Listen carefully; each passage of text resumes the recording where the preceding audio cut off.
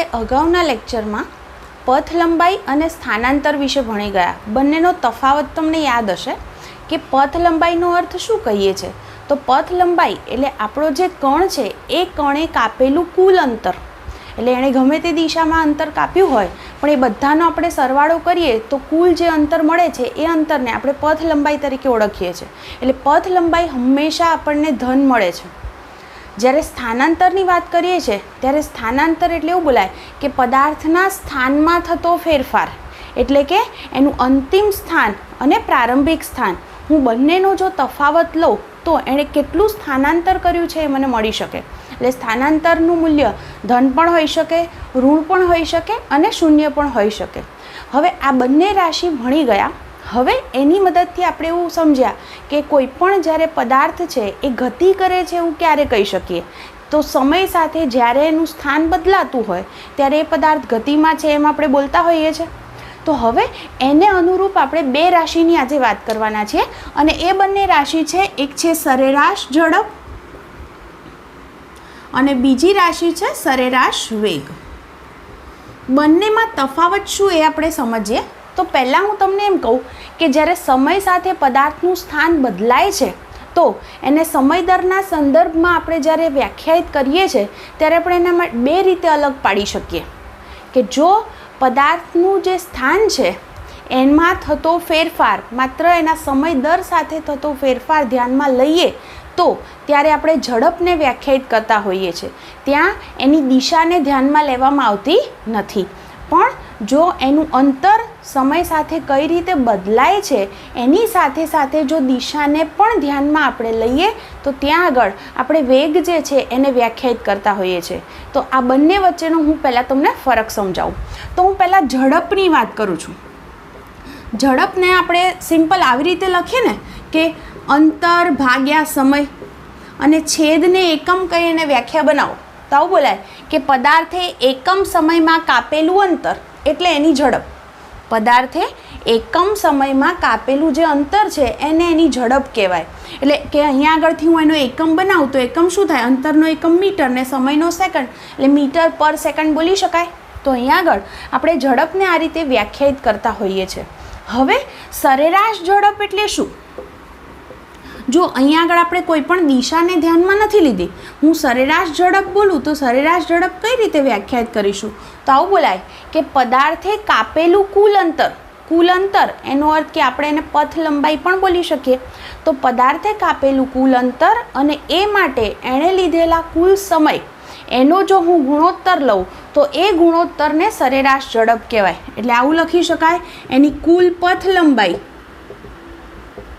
ભાગ્યા કુલ સમય.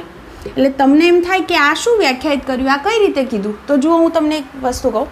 ધારો કે તમને એવું કીધું હોય કે તમે અહીંથી અમદાવાદ ગયા, સપોઝ ગાંધીનગરથી અમદાવાદ ગયા, હું એમ બોલું તો ગાંધીનગરથી અમદાવાદ તમે કેટલી સ્પીડે જાઓ છો આવું બોલીએ તો ઘણાને આવી ટેવ હોય કે હું તો 60ની સ્પીડે ચાલું છું. તો 60ની સ્પીડ એટલે શું? તો 60 ત્યાં કિલોમીટર પર કલાક, એટલે સામાન્ય રીતે આપણે ત્યાં આગળ જે છે ઝડપ કિલોમીટર પર કલાકમાં લેતા હોઈએ છીએ અને ઝડપનો SI યુનિટ મીટર પર સેકન્ડ છે. તો અહીંયા આગળ જુઓ તો એનો અર્થ એવો નથી કે તમે દરેક વખતે 60 જ એની સ્પીડ હશે. પણ શું કરતા હોઈએ છીએ આપણે, જો બમ્પ આવે છે રસ્તામાં તો બ્રેક પણ મારવી પડે તો ત્યાં આગળ ઝડપ ઘટી જાય છે, બરાબર. ક્યારેક ખુલ્લો રસ્તો છે તો તમે વધારે સ્પીડમાં ચલાવો છો. તો આપણે શું કરીએ છીએ કે 60 એટલે એવરેજ કાઢી. કઈ રીતે એવરેજ કાઢી?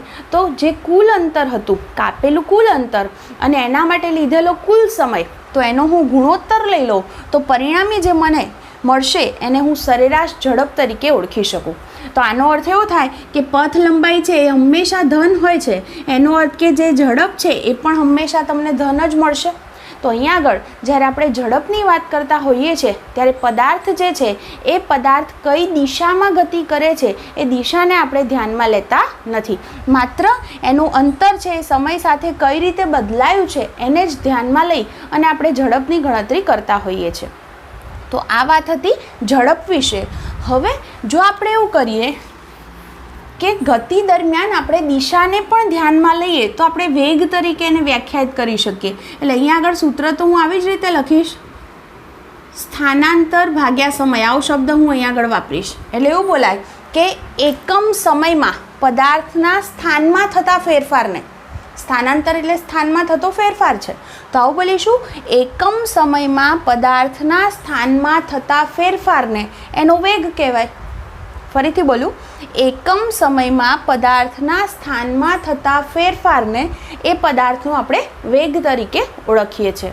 હવે એ જ રીતે હું સરેરાશ વેગ કહું તો સરેરાશ વેગ એટલે આપણે એવું બોલી શકીએ કે દાખલા તરીકે પદાર્થ જે છે એ પદાર્થનું પ્રારંભિક સ્થાન T1 સમયે x1 છે અને T2 સમયે x2 છે, તો એ વખતે સરેરાશ વેગ એટલે આપણે પરિણામી જે સ્થાનાંતર થયું અંતિમ ઓછા પ્રારંભિક લઈએ અને એના માટે લીધેલો સમય ડેલ્ટા ટી એટલે એ જે સમયગાળો છે એ સમયગાળો આપણે T2 - T1 કહી શકીએ. તો આ રીતે આપણે સરેરાશ વેગ જે છે એ નક્કી કરી શકીએ. આનો પણ એકમ મીટર પર સેકન્ડ થશે, એસઆઈ એકમ. જુઓ, તમે અહીંયા આગળથી કહી શકો કે સ્થાનાંતર છે એ ધન પણ હોઈ શકે, ઋણ પણ હોઈ શકે અને શૂન્ય પણ હોઈ શકે. એનો અર્થ એવો થયો કે સરેરાશ વેગ છે એ પણ ધન, ઋણ કે શૂન્ય ગમે તે હોઈ શકે છે. તો આ રીતે ઝડપ અને સરેરાશ વેગ બંનેનો જે તફાવત લઈએ તો એમાં મેઇન મુદ્દો આ ખાસ ધ્યાનમાં રાખવાનો કે જો આપણે ગતિ દરમિયાન જો દિશાને ધ્યાનમાં નથી લેતા તો માત્ર સમય સાથે પદાર્થનું જે સ્થાન જે ફેરફાર થાય છે એણે જે કાપેલું કુલ અંતર જે હશે તો એ સમયગાળો જે થયો અંતર ભાગ્યા સમય એને આપણે ઝડપ તરીકે ઓળખીએ છીએ. પણ જો એ ગતિ દરમિયાન દિશાને પણ ધ્યાનમાં લેવામાં આવે તો એને વેગ તરીકે આપણે ઓળખીએ છીએ. ઝડપ અદિશ રાશિ છે કારણ એમાં દિશાને આપણે ધ્યાનમાં નથી લીધી, પણ આ જે વેગ છે એ સદિશ રાશિ છે. સામાન્ય રીતે આપણે કોઈ પણ સદિશ હોય ને તો એને દર્શાવવો હોય, ધારો કે બળ સદિશ રાશિ છે તો ઉપર આવી રીતે એરો કરીએ છીએ, પણ અહીંયા આગળ આપણે માત્ર એક પરિમાણમાં અહીંયા આગળ જે સુરેખ ગતિની હાલ વાત કરી રહ્યા છે તો એની અંદર જે વેગ છે એની દિશા પ્લસ કે માઇનસથી જ દર્શાવીએ છીએ. તો આ વસ્તુનો ઉપયોગ કરી અને આપણે સરેરાશ વેગ જે છે એને સમજતા હોઈએ છીએ. તો આ મુદ્દા ખાસ તમે ધ્યાનમાં રાખો. હવે જુઓ કે અહીંયા આગળ સ્થાન વિરુદ્ધ સમયના 3 મેં આલેખો દર્શાવ્યા છે, જેના પરથી મારે કહેવું છે કે સરેરાશ વેગ ધન, ઋણ કે શૂન્ય હોય ત્યારે આપણને કેવા આલેખ મળે. તો જુઓ, આ પહેલો આલેખ શું દર્શાવે છે કે જેમ જેમ સમય વધે છે, આ આલેખને તમને વાંચતા આવડવું જોઈએ કે ધારો કે t બરાબર 1 સેકન્ડ, 2 સેકન્ડ, 3 સેકન્ડ આવી કિંમત છે ત્યારે આ જે સ્થાન છે ધારો કે 50 મીટર, 100 મીટર આવી રીતે અહીંયા આગળ આ મીટરમાં કિંમતો છે અને આ સેકન્ડમાં છે. તો અહીંયા આગળ આવી રીતે કિંમતો છે. તો તમે જુઓ 1 માટે 50 વેલ્યુ છે, સપોઝ 2 માટે 100 છે. તો આનો અર્થ એવો થાય છે કે જેમ જેમ સમય વધે છે એમ સ્થાનનું મૂલ્ય પણ વધે છે.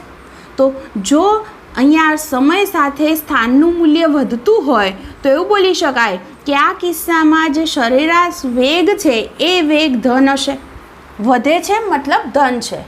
એની સાપેક્ષે આ આલેખ જુઓ, આની અંદર શું થાય છે કે જેમ જેમ સમય આગળ વધે છે એમ સ્થાન જે છે એ ઘટે છે. કારણ જુઓ કે સૌથી પહેલાં આ જે 0 સમય છે ત્યારે સ્થાન અહીંયા છે, પછી હું આ સમયની વાત કરું તો ત્યારે આ રીતે તમે આલેખને વાંચી શકો, ત્યારે અહીંયા આગળ સ્થાન છે, પછી આ સમય માટે સ્થાન અહીંયા છે. તો તમે જુઓ અહીંયા આગળ પહેલી સ્થિતિમાં અહીંયા સ્થાન છે, પછી અહીંયા આવ્યું, પછી અહીંયા આવ્યું, એનો મતલબ એમાં ઘટાડો થયો છે. તો આ સ્થિતિમાં અહીંયા સરેરાશ વેગ છે એ ઋણ છે એમ કહી શકાય. ત્રીજો આલેખ જુઓ, આ આલેખની અંદર શું દર્શાવે છે કે અહીંયા આગળ સમય પસાર થાય છે પણ સ્થાન બદલાતું નથી. સ્થાન નથી બદલાતું એનો અર્થ કે પદાર્થ સ્થિર છે, ત્યાં જ ઊભો છે.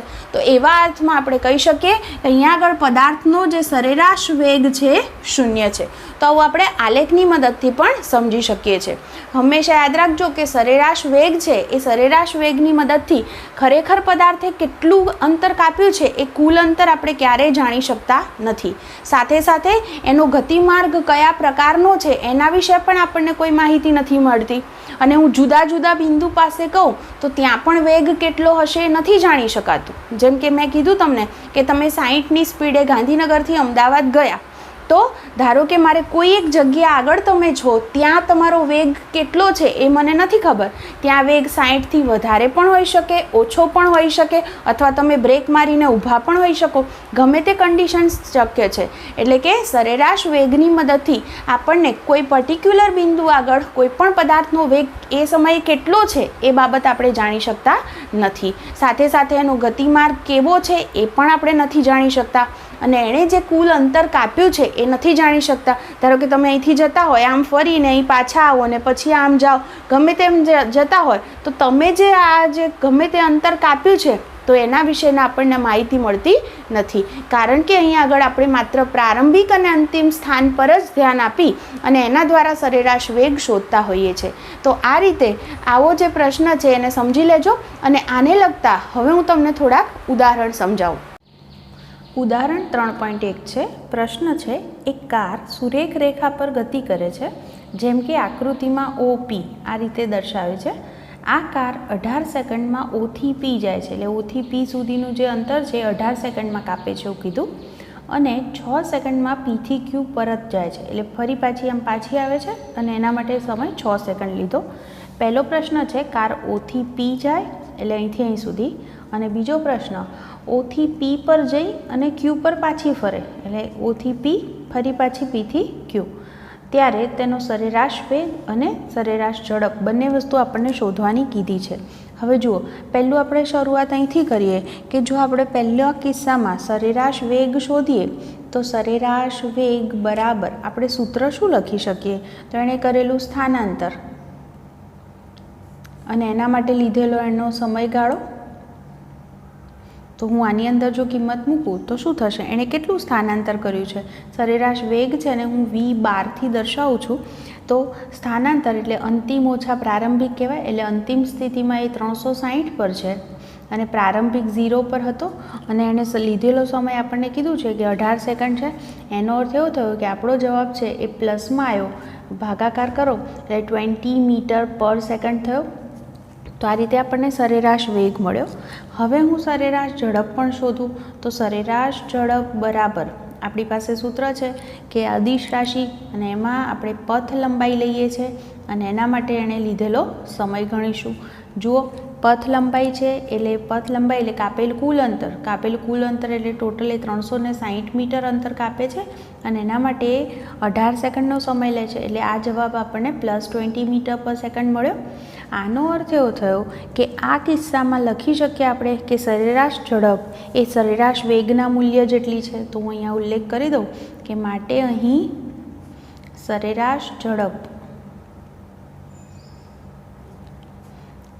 સરેરાશ વેગના મૂલ્ય જેટલી છે. તો આપણને પ્રશ્ન એનો જવાબ મળી ગયો. હવે બીની વાત છે. બીમાં આપણને કીધું છે કે O થી P જઈને ફરી પાછું Q પર આવવાનું છે અને બંને વસ્તુ શોધવી છે, સરેરાશ વેગ અને સરેરાશ ઝડપ. તો પહેલાં હું વાત કરું કે જો આપણે સરેરાશ વેગ શોધીએ તો સરેરાશ વેગ એટલે કે આપણે કહી શકીએ કે અહીંયા આગળ પ્રારંભિક સ્થાન O છે અને અંતિમ સ્થાન Q છે, એટલે એવું કહી શકાય કે O થી Q વચ્ચેનું એનું સ્થાનાંતર અને એના માટે લીધેલો એનો સમયગાળો. આ વસ્તુ ખાસ ધ્યાનમાં રાખજો કે અહીંયા પ્રારંભિક સ્થાન O, અંતિમ સ્થાન Q છે, એટલે અંતિમ ઓછા પ્રારંભિક કરું એટલે 240 - 0 થશે. અને સમય માટે ખાસ ધ્યાનથી જુઓ કે પહેલાં એ O થી P જાય છે ત્યારે 18 સેકન્ડ લે છે અને પછી P થી Q જવા બીજા 6 સેકન્ડ, એટલે ટોટલ જે સમય છે એ આપણે લેવો પડશે 18 + 6. તો હવે હું ગણતરી કરું તો મારો જે જવાબ છે આવો થયો 240 / 24, એટલે કે આપણો આ જે જવાબ છે એ 10 મીટર પર સેકન્ડ આવ્યો, એટલે કે આપણને સરેરાશ વેગ આટલો મળશે. ચલો હવે એ જ રીતે પાછું સરેરાશ ઝડપની વાત કરીએ તો સરેરાશ ઝડપ બરાબર સૂત્ર આપણી પાસે આવું છે, પથ લંબાઈ ભાગ્યા સમયગાળો. જો પથ લંબાઈ કેવી રીતે ગણશો તો કાપેલું કુલ અંતર, તો આપણે કીધું એમ પહેલાં એ O થી P ગયો છે પછી P થી Q ગયો છે, એટલે એની જે પથ લંબાઈ છે આટલી થાય, O થી P + P થી Q.